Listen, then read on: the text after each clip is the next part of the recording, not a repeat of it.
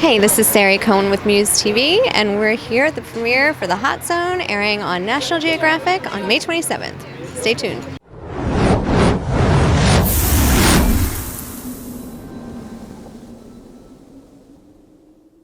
Hey, how are you? Great. Great. How are you? I'm Sari with MUSE. Fantastic. That's good news. That's great.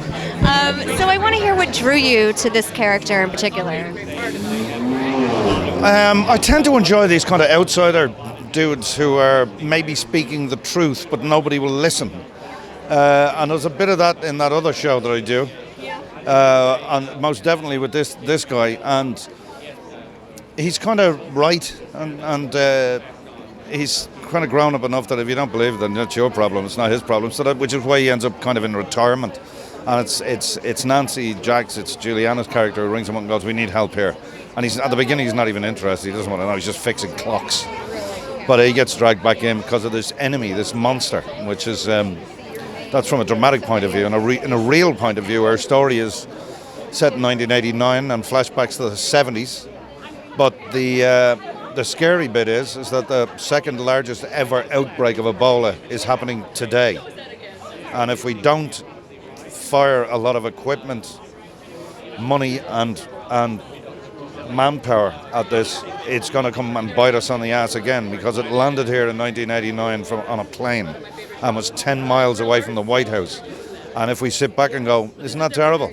It's going to get us.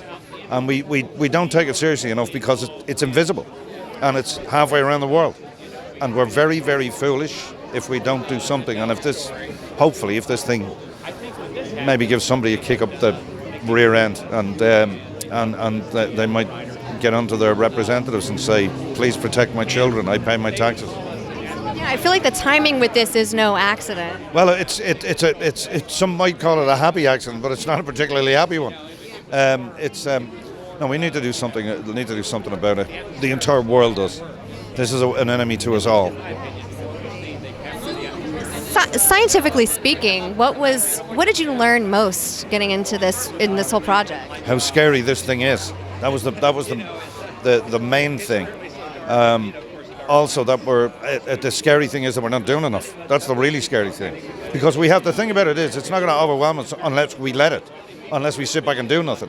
Because they're developing vaccines. There is a lot of work being done. But there's also medical clinics, Ebola medical clinics being burnt down. There's the personnel are being shot, and while those people are trying to help, and it's not evil people, it's uneducated. It's people who are ignorant, who haven't been properly explained what's being done, and we really need to step up to the plate and get behind this, because we can beat it. It's not but it'll beat us if we do nothing. There's a lot of that going around right now. We have to educate ourselves, right. I think. Absolutely. That's what I think the show is going to do. So yeah, a little bit of education would be a good thing. Never a bad thing. I do have to ask you real quick, what about that coffee cup? Yeah, I should have stolen that one. I've stolen a lot of stuff off the set, but I forgot the coffee cup, obviously. Next time. Yeah, maybe next time. I blamed Amelia Clark, but it wasn't her at all. She doesn't even drink coffee. So she got on and has berated me in the newspapers for saying that. Gently, God bless. Don't want to suffer the wrath of Amelia. She's a fantastic girl. Thank you so much. It was such a pleasure to talk to you.